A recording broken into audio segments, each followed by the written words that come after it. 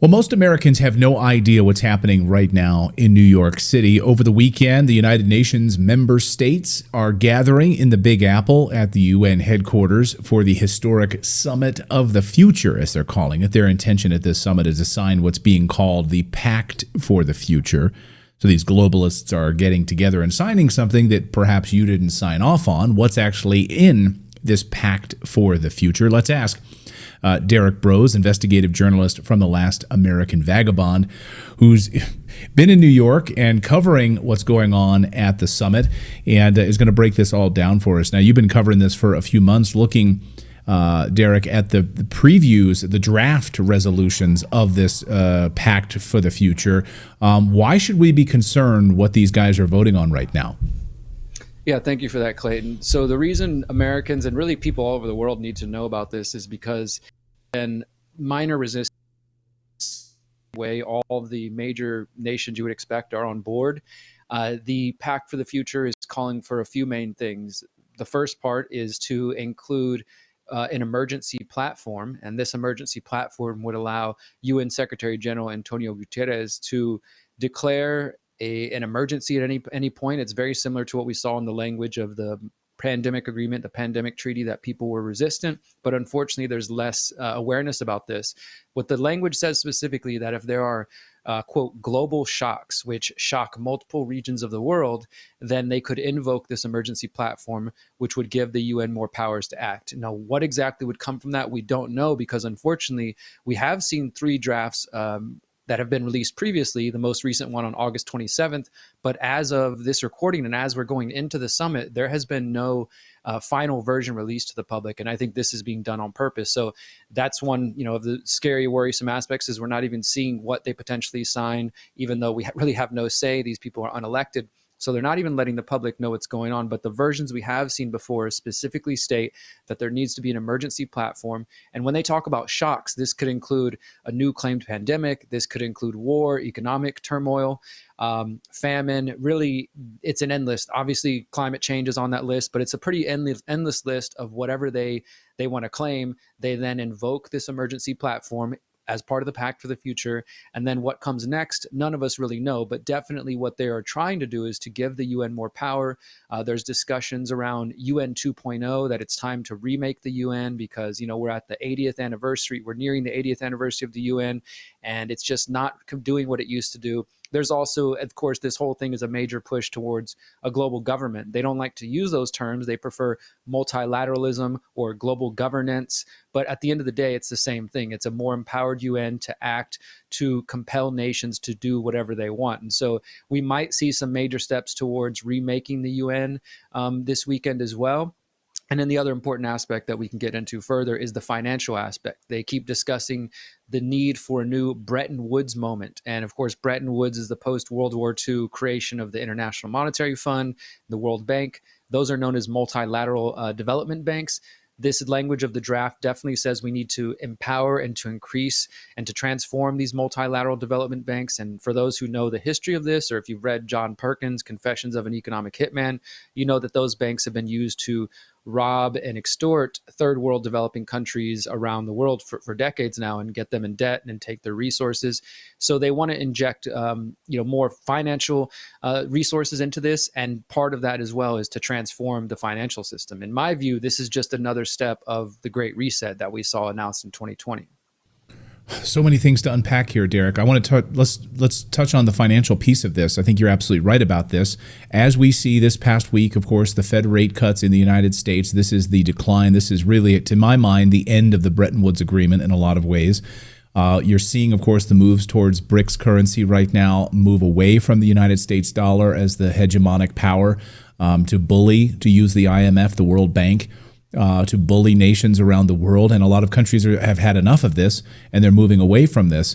So it would be interesting to see the players behind the scenes here at the United Nations, who's trying to push and make this push for maybe a Bretton Woods Agreement 2.0. Is it the United States?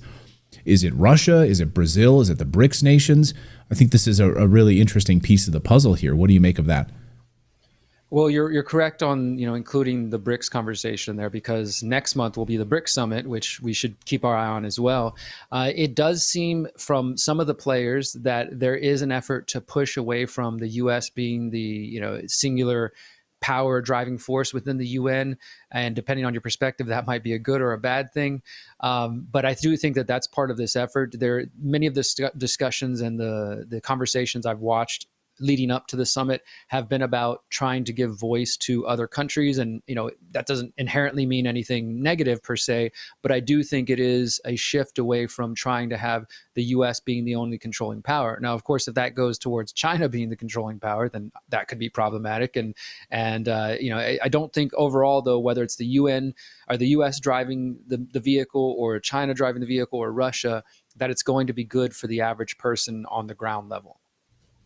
Well, and the average person on the ground level when it comes to these crazy climate policies or whatever lockdown procedures they want to put in place for their next pandemic piece of the puzzle, it's only going to benefit the elites, and we will all be screwed as a result of it. So I was going through the draft resolution of the August 28th, most recent draft resolution of this pact for the future. And of course, they want to accelerate the Paris Climate Accords agreement, trying to push for this reduction of 1.5 degrees Celsius, even though there's zero evidence that would in fact be bad for the Earth, and in fact zero evidence that we're even going to hit a sort of a disastrous moment. We have this world doomsday clock that the King Charles stood behind and rolled out, that in like 7 years or whatever, we're going to hit doomsday if we don't get back this 1.5 degrees Celsius. So they want to accelerate that plan for all of us. What will that mean? I mean, what will that mean for the average person traveling? Carbon passports, like what is your carbon footprint? Oh, you've traveled too much this month. That's where my mind goes. I think that's absolutely where this is going, Clayton. And you mentioned King Charles. Well, I should remind everybody that back when he was Prince Charles in 2020, he was part of the initial announcement of the Great Reset, as well as the head of the IMF. This is, as I said, just a continuation of those same policies, and climate change, the climate narrative absolutely factors into this. I'll also mention that some of the key players behind this who are going to be present would include the World Economic Forum as well as the Club of Rome. They have been calling for the UN to declare a planetary emergency as part of the Pact for the Future at the Summit of the Future. Again, we haven't seen the final language to know if that is going to be included in there. We know there's a discussion of an emergency platform, but the Club of Rome has been calling for a declaration of a planetary emergency since at least 2019, before COVID even happened.